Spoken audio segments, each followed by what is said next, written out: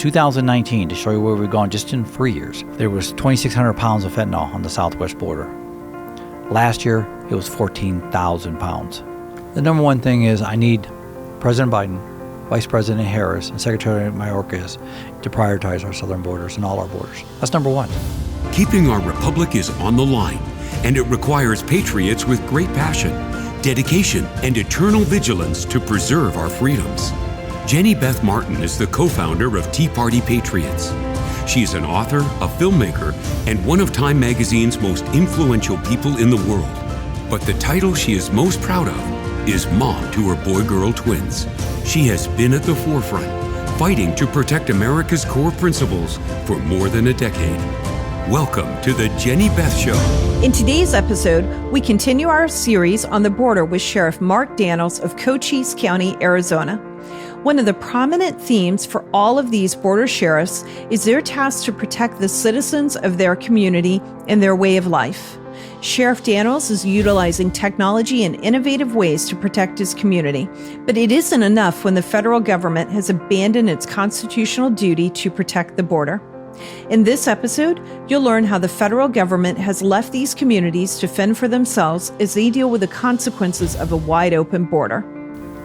Sheriff Mark Daniels, thanks so much for opening up your office, your conference room, and allowing us to interview you here in Cochise County. We had you in our documentary, Border States of America, and also I came back and interviewed you during the Trump administration trying to figure out what changed from 2014 to 2017, and now I'm back to find out what you're dealing with again now. Well, welcome back to Cochise County, Jenny Beth. Thank you. Thank you so much. So what is the state of play right now in your county as you're looking at the border? Let me say this and start off this is my 39th year of working border and in law enforcement. Prior to that, I was in the military station right here in Fort Huachuca. In my 39 years of law enforcement, I've seen the good, the bad, and the ugly. I've seen the ugliest I've ever seen this southern border. When it comes to vulnerabilities, which is your high-risk crimes, when it comes to the smuggling, the aggression toward law enforcement, the amount of drugs, the amount of humans being trafficked across that border, this is the worst it's been. And the compound that worst is, and I'm just going to say it bluntly, when I do interviews, they're not political interviews, it's what we see is what we deal with, is Washington, D.C. that refuses to work with us. They have neglected this border. They have neglected, I call it intellectual avoidance with abandonment, as it doesn't exist. It does exist. And this intellectual abandonment by Washington, D.C., starting with the President of the United States, we're in the position we're in. So we almost feel left out here, like we're not part of America no more, because in Congress, I'm just going to be blunt on this, they own this too. They're worried more about being reelected. Now, there's some good congressmen up there that are doing the right thing, but a lot of them worry about being reelected instead of fixing this country's borders, because until we fix it, the return on this is deadly, and that's my opinion on that. So I think that you're right, and since we've been dealing with this issue through the Tea Party movement, we hear Congress constantly talking about how they want to fix the problems on the border, but it's a political football, and they just play games with it rather than actually addressing the real problem. And even if they pass new laws, they've got a real problem with their trust between the American citizens right now, because even if they pass brand new laws that did everything you and I would want it to do, I don't have any faith at all that a president would actually enforce those laws. Well, unfortunately, when the President of the United States does not prioritize our borders, that's all our borders, coastal, northern, and primarily southern, because of our criminal cartels movement down here, you open up the country to vulnerabilities. You open up to tragedies, and we're seeing it already. You look at 300 people a day dying of opioid overdoses in this country, but who's talking about the war on drugs anymore? Nobody. If it's not a sheriff trying to protect a community, who's talking about it? Border Patrol's hand-tied based on Secretary Mayorkas and limitations they can say anything. You got a president that won't talk about it. A vice president won't talk about it. In fact, just the opposite. As Secretary Mayorkas states, the border is effectively secured. And if you could look at his testimonies in front of Congress, what's he say? He won't even admit there's a crisis. Can't use that word. Well, if you're not real to yourself as a leader, you're not real to the American people you serve, we're in trouble. And that's where I say that. And we're going to keep doing everything we're doing. We're doing some great things down here. 3 years ago, we spoke. I was bragging about this is the safest county on the southwest border. I can't say that no more. In fact, just the opposite. And it's not because we failed. We're doing more than we've ever done on the border. But the reality is the cartels are doing more than they ever have on the border because they're allowed to do it.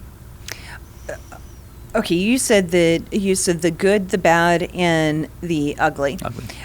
Let's talk about the ugly and the vulnerabilities that you mentioned. When you say that, what does it mean? A listener who's listening to this, they hear those words, but what are you seeing?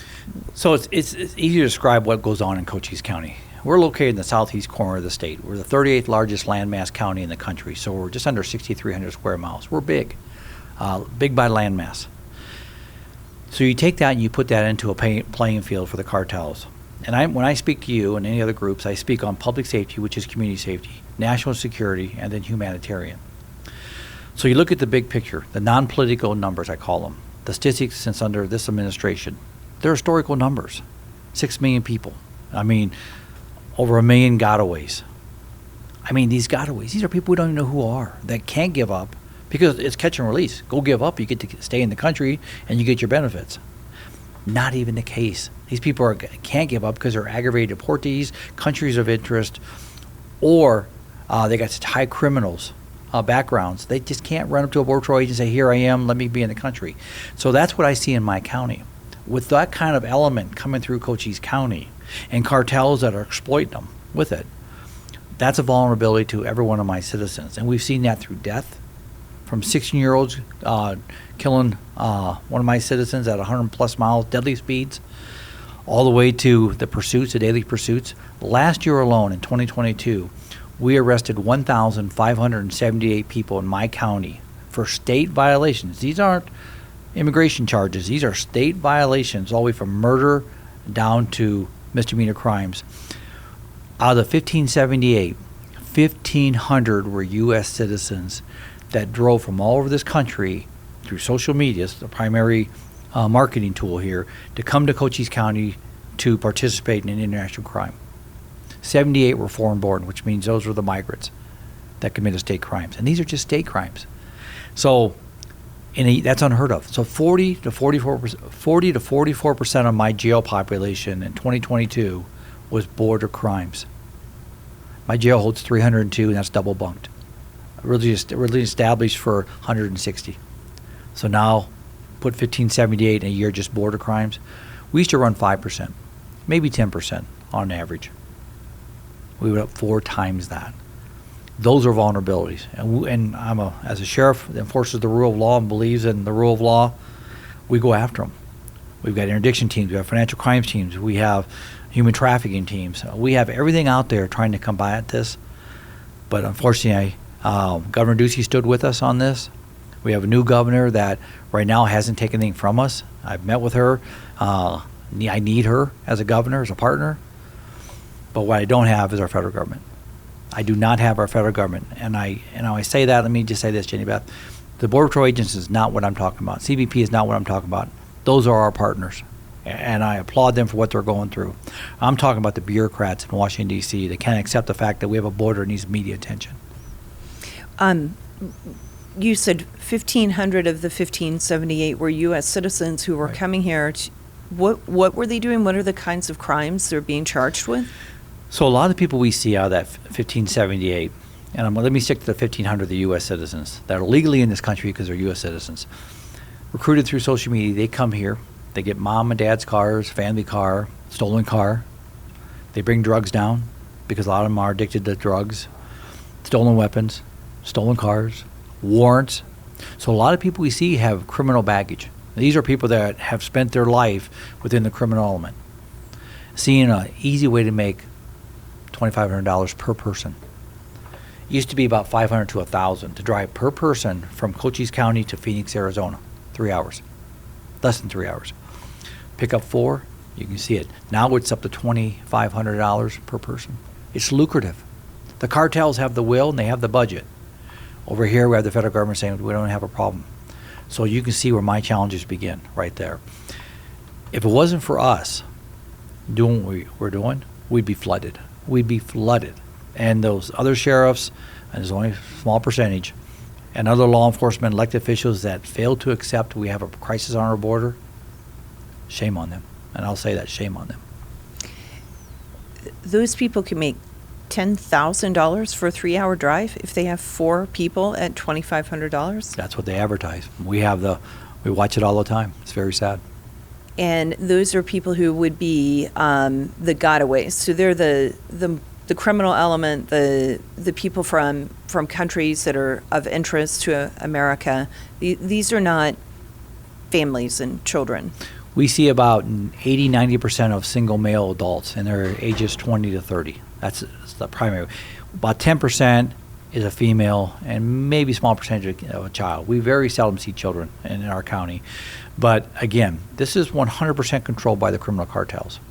To enter the South Side, Jenny Beth, to come into the region in Mexico, just to enter the region to be considered to be trafficked and smuggled is $1,200, is what we're told.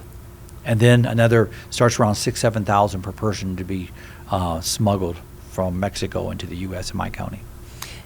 When you say that, I think there are people who may be listening, who maybe they're in suburban areas and they don't know what the border is like. They just don't understand because they haven't been down here. So it's sort of out of sight, out of mind.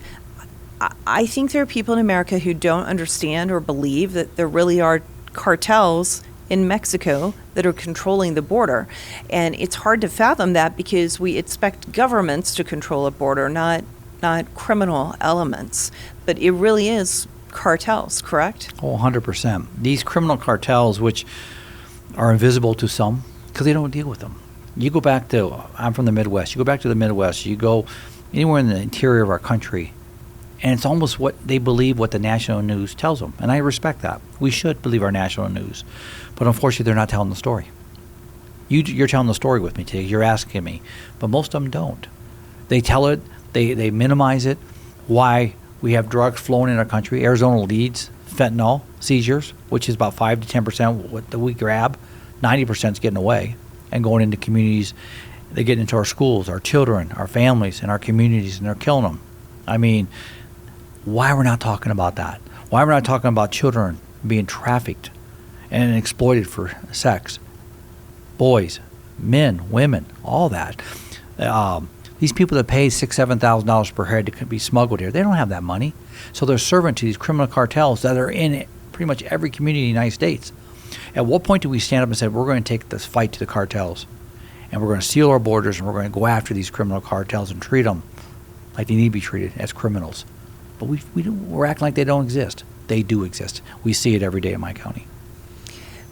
Fentanyl. You said 300 deaths a day with fentanyl or a year with fentanyl in America? 300 a day. A day. A day. 300 Americans a day. I want to do the math very quickly on that. I'm not that fast with math. That is it's a lot of people. How is it that the 300 people who are dying each day in America from fentanyl, how is it that what's happening here in Cochise County actually is affecting the families of those 300 people? There's 31 designated border counties on the Southwest Border Sheriff's Association. There's 31 of us. Every county is dealing with this. This is not Cochise County. These cartels, the different elements, different components of the cartels, different fashions of them, are pushing product through. So multiply that times 31. That's just the Southwest border. Doesn't include our coastal areas and northern. That's bringing illicit drugs, poison to our communities. You look at that, and the 300 seems more realistic. And that's how you look at that, not just Cochise County. And we see it here too. We see it. In 2019 on the Southwest border, there was 2,600 pounds of fentanyl seized in 2019. Last year was 14,000 pounds. Say the numbers one more time. So in 2019, to show you where we've gone just in 4 years, or actually 3 years, there was 2,600 pounds of fentanyl on the Southwest border. Last year, it was 14,000 pounds. That in itself is non-political, but epidemic. Why we're not addressing that, why the Secretary, when he says it's effectively secured, when you have 14,000 pounds that we know of that was seized, what's getting away, which is estimated around 90%. DEA, it's a DEA federal statistic, 90% to 95% of all the illicit drugs in the country come through the southwest border. We know that. Why are we not doing a better job? Unfortunately, we have taken the public safety, national security, and humanitarian, set that aside for what they call is, how do we transition people faster through our border? How do we express lane it through our southwest border? Why all this criminal behavior is being exploited every day that we see as local law enforcement.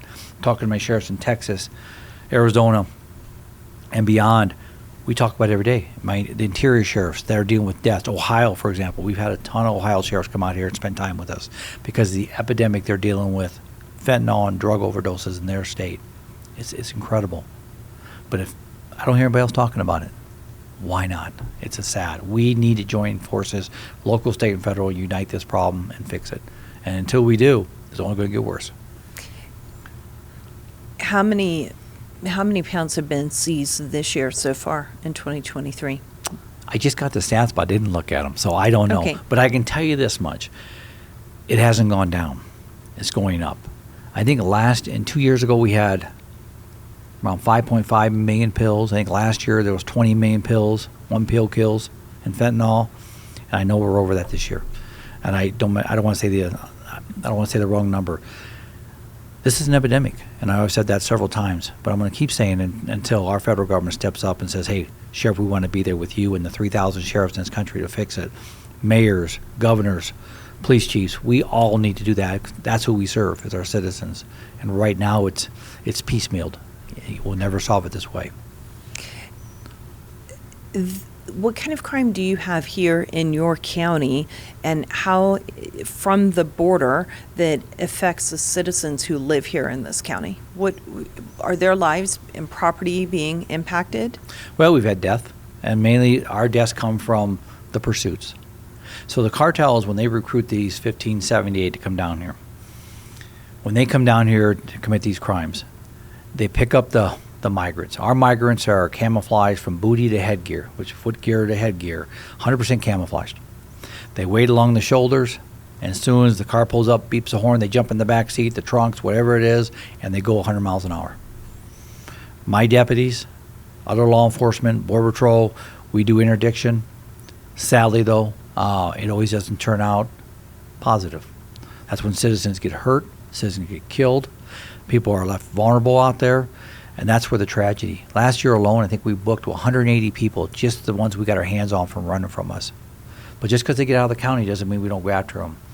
We actually go to their registered owner of the vehicles' houses in Phoenix, wherever it goes. We follow up. That's a partnership we have. So for us to, if you commit a crime here for border, or any crime, we're coming after you. You just don't get a free. I made the county line. We have statewide jurisdiction. We use that. The next thing that I want to talk about is some of the changes that you were doing here in your county that have been rather innovative to help deal with the problem, and you're rolling that out even to other counties beyond Cochise. Can you talk about some of those? In 2017, we set up a virtual system, like a physical barrier, but we made a virtual barrier. So we took that under a private-public land partnership. So we went to the ranchers first and said, hey, we started the program on a ranch. It's like 10-mile, 15-mile ranch. And within 6 months, we had 39 drug smugglers in custody. They were all prosecuted, 100% prosecution. Put them in prison. We expanded that to the whole county on the border to include interior of our county. And I'll tell you a story with that one. We had a drug smuggler that smuggled drugs 60 miles north, 70 miles north to a relay point. He broke off from the group once he transferred his drugs. We had him on our camera system. He broke off from the group. As we're going after that, he actually went to a national park. One of the female park employees was cleaning the bathrooms. He took a rock, bashed her head in, and left her for dead. Stole her federal government car. We ended up arresting him 6 months later. He got away that day. We didn't know the crime happened until 3 hours after the fact. So he had a big head start on us. He's now serving 70-some years because we had him on our camera system. That's where how effective this camera is. It's a great system. We now expand the camera all the way to the California state line, covering the whole southern border and some of our interior in Arizona and into New Mexico. So we watch that camera system 24/7 for any intrusions in our country and our private lands and those that are most vulnerable on our border, like our ranchers and farmers. Last year we had 66,000 encounters on our camera system alone. I think we ran about, I think it was 39% apprehension rate. Now you're probably saying that's a low apprehension, 60% got away. Think about it, if we didn't have anything, all of them got away. Right. And these are, it seems so simple. People look in the Midwest, well, that's so simple. How'd you get away? Well, we're pretty vast out here with the mountains, the deserts, the waterway, the terrains, all throughout the southwest border. It's a challenge. So for us to do that, it's been very remarkable. So our camera system works. It truly works. And it gets bad guys before they can commit bad crimes.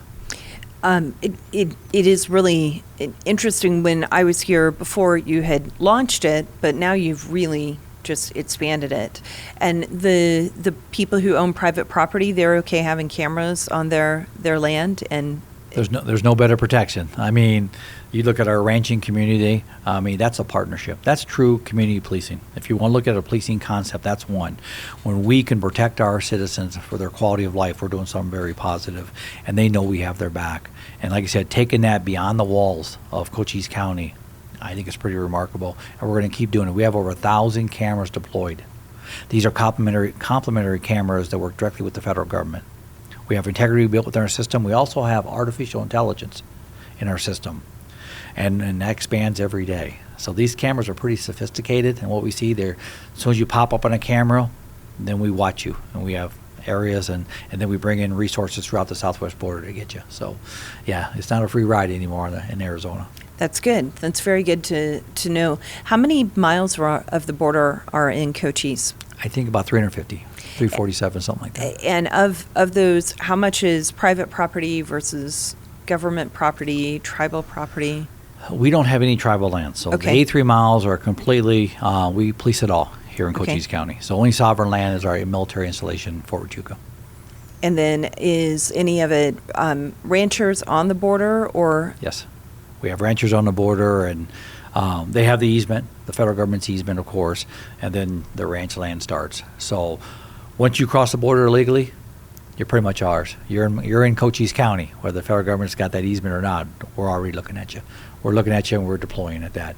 And just to clarify, if we see a public safety issue, like there's weapons involved with the subjects, the migrants, or we see drugs, which is even harder today because all the hard drugs, or we see a child. We had an infant on the backpack of a smuggler. So we deployed resources. So anytime we see a humanitarian issue, we see a public safety issue or national security issue, we're gone. My team is deploying, and we deploy multiple resources. Like Border Patrol will deploy. So we're doing everything we can to get those situations under control. If it's just an immigration issue and we don't have anything beyond that, Yeah. then we'll let Border Patrol know. We're partners. We have to work together. The recipe of success in Cochise County has been our relationship with state, local, and federal working together. And when it comes to Border Patrol here in this county, the people who are working in this county, do they live here? And they care about the county as well, I guess is what Yes. I really want to highlight. It's not just that they live here. They're part of this is their community. This is their home. You're exactly right, Janie Beth. This is their home. Their kids go to school here. I mean, these are our neighbors. We're in this together. I mean, truly, people think, well, Sheriff, why do you do so much? Well, first of all, I've lived here a long time. Been here since 1983. This is my home. This is my job. And the people gave their trust to me to protect their quality of life, their freedoms and liberties. I take that real serious. And some people think I'm over the top. You can think that all you want, but if you're a victim of crime, you want me coming. So, Well, we want people who will protect those. And then how is it that Border Patrol locally has been a good partner? Setting aside Washington, D.C. for a moment, but just the locally, how are they being a good partner? And then how is the state also being a good partner? well, let me say this. I say CBP are the experts of border security. That's their mission. That's their statutory authority. Sheriffs and police chiefs and law enforcement locally, we're the experts of communities. What a recipe of success if we use it wisely. We have lanes put together. We got a nice highway there for the people. We respect that. So we share each other's authorities. We have an operation we started last March called Safe Streets. So we actually go out. Border Patrol will ride with us. So we stop a smuggler, we get a smuggler stopped, whatever happens, somebody's going to tow the car, I promise you, based on who's got the violations, whether it be a state violation or a federal violation. If there's migrants in the back, they're automatically dealt with by the Border Patrol, and sometimes it's collective. Sometimes they get hit by both Border Patrol. So we got a smuggler driver. They will process them under federal law, then they turn it back over to us and we charge them under state law. There's a new law in Arizona called smuggling for profit. You smuggle for profit, we can charge you for a Class 2 felony. To give you an example, going back to who we are in Cochise County, at one time we were the only county in the whole state charging people for that, thanks to our county attorney. September 28th of 2022 till December 31st of 2022, so like 3-month window, that law went into effect. We arrested 139 people for smuggling in Cochise County. And I think we're at 100% prosecution, all of them. So come to smuggle in this county and see what we're going to do to you. If we get your hands on you, you're going to go to jail, and we're going to charge you. So we took it very serious, and we do that today too. So again, they're getting charged by us, they get charged by the federal government, and I'm telling you. So, and they still keep coming. I'm like, why you keep coming here? There are counties that say we don't have a problem. Go visit those counties. Right. We don't do it here. And has anyone answered that? Why do the cartels keep sending them through here? Because they don't care. This is a disposable crime to them. They don't care about these people. So if they're arrested, if they die on the way, it doesn't, There's lines down there. Cartels made, what was it, $2.6 billion last year gross, is what the estimated amount they made. They don't care about 1 or 2 people. They don't care about 10 people. So if we get them, we get some drugs. Remember, we're only touching 5-10% of the drugs. 90% is going through. So, yeah, they got the will. They got the budget. And they got the labor force to do it. And they got people that want to come in our country. Some for good intent, some for real bad intent. I can't judge the difference. I judge the law. So, which is what we have to do. yes. The law should be the law, and justice should be blind. And That's if we right. don't like the law, then we work through the legislative bodies to change the law. What kind of changes would you like to see from Washington, D.C.? The number one thing is I need President Biden, Vice President Harris, and Secretary Mayorkas to prioritize our southern borders and all our borders. That's number one. Prioritize it. Let the American people know that number one priority is the safety of Americans, and you do that securing your borders. Number two is you got to put consequences and action behind it. It doesn't do any good to say I'm going to secure the border and then there's no consequence or action. You got to be transparent and truthful with the American people too. You can't say it's effectively secured, and people believe that, and people are dying every day at alarming rates. People are exploiting our borders at an alarming rate. People come across with no consequences illegally, and then they're left to stay here. What message are we telling the people? The green light's on at the border. The other thing we need to do is we need enhanced judicial oversight on our border. We need enhanced judicial immigration officers and asylum officers at every port of entry and beyond our southwest border. If you do that and you have expedited immigration hearings, 9 out of 10 would be deported right away. Right. That takes away the carrot, takes away the reason to be here. Right now, they're not even court dates some people. This is, here you go. Right pre-COVID, right there, they're doing that. You didn't even have a court date. What message are we telling people? They keep coming is what it is. So until we start enforcing the rule of law on our southwest border and quit playing David Copperfield, sorry I have to use your name, sir, with the illusions of what's going on our border and telling them people the things that aren't happening, that are really happening down there, you know. And these countries know it. That's why they keep coming in groves. But when you have thousands coming across the border, but you're more worried about the optics of looking at all those people, let's get them out here as quick as we can. The week after COVID, the federal government, besides the Godaway issues we deal with, in the Tucson sector, which we're part of, leads the nation in Godaway. So we're dealing with that, like I just shared with you.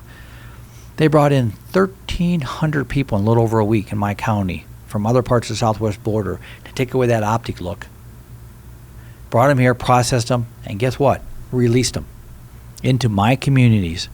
The state of Arizona was paying $6,000 approximately a day to bring buses here to Cochise counties and other part to take them to the NGOs, which is, then they'd process them. Right.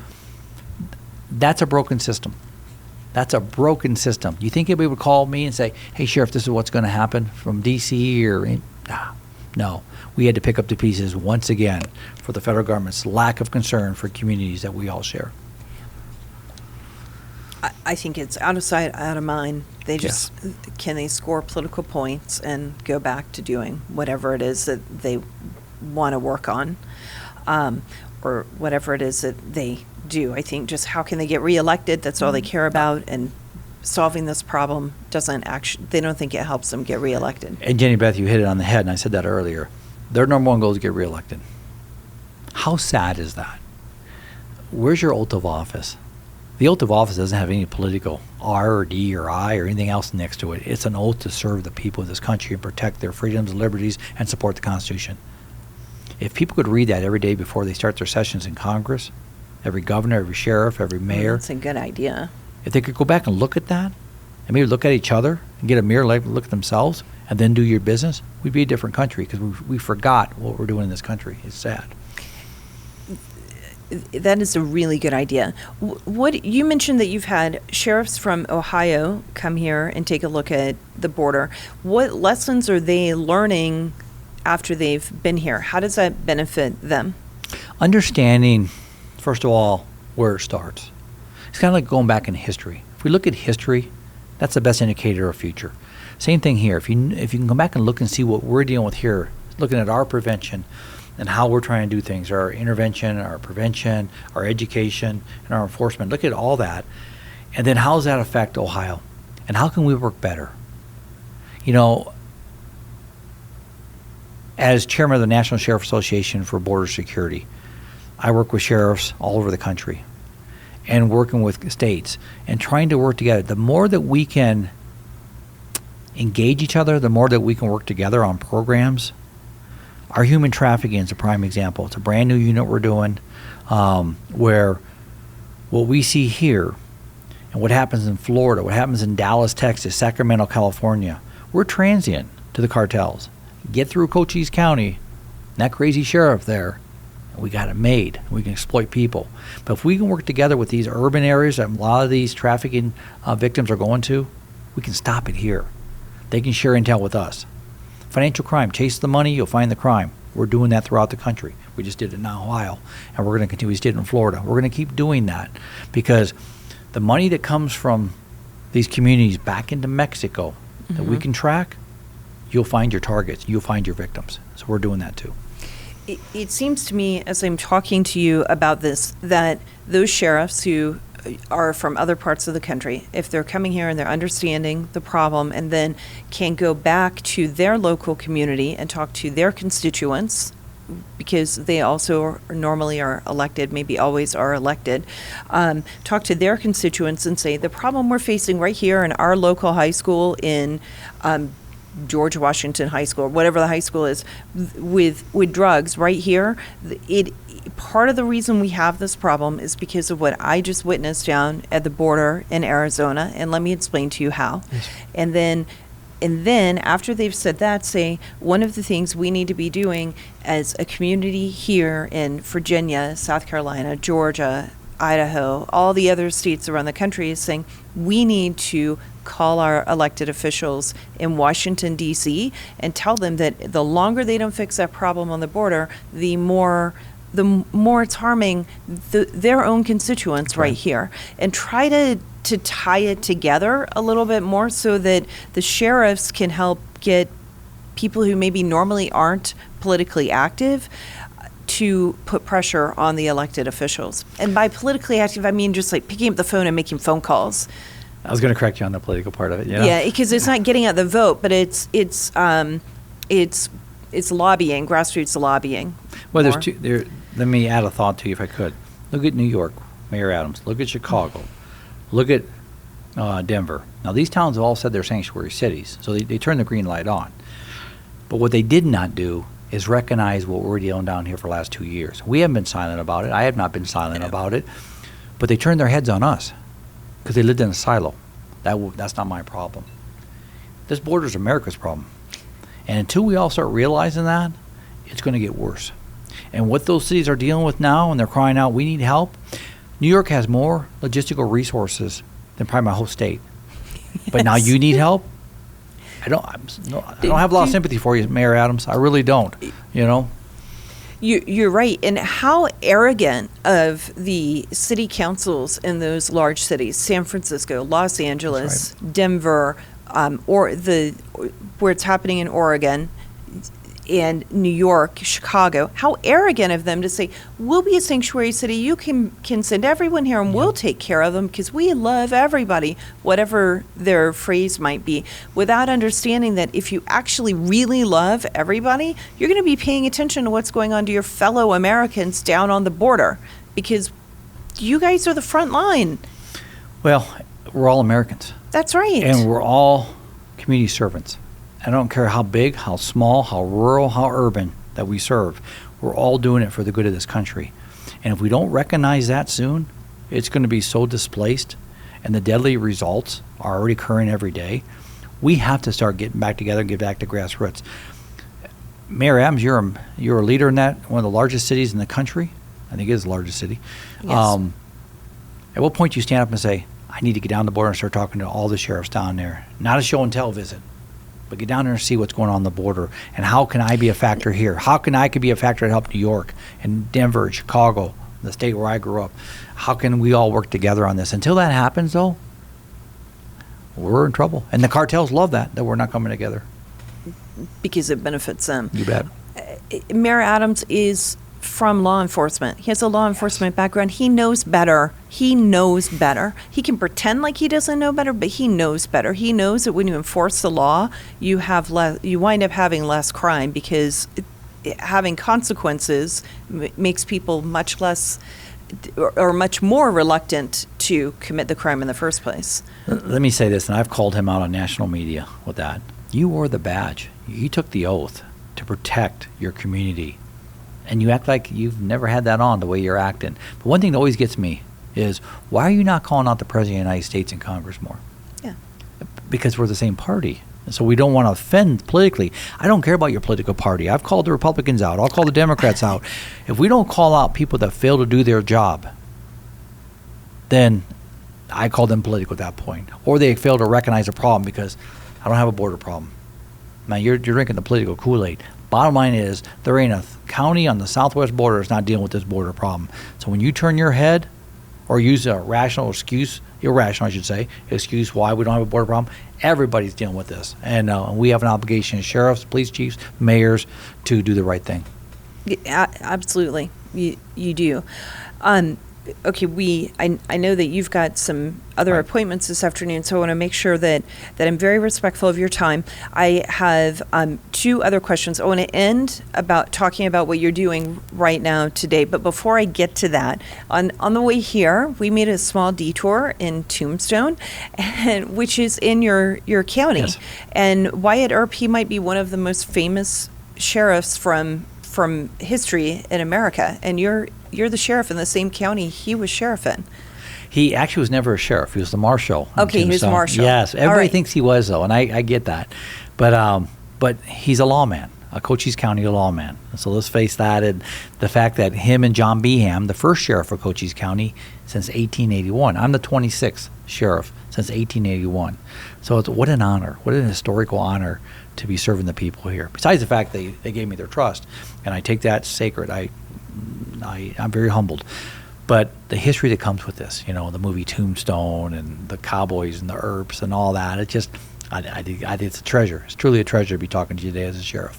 It's very special. Mm-hmm. And the people who settled the West and made it possible for Arizona and the all of the states, I've had so much more respect for what they did, largely because I've watched Yellowstone in 1883 now, but it's made me respect what it took to be able to come here and visit and see the amazing things that Arizona has to offer. And go back to Cochise, we had Tribal Chief Apache, Chiricahua Apache Tribal Chief Cochise, Geronimo here.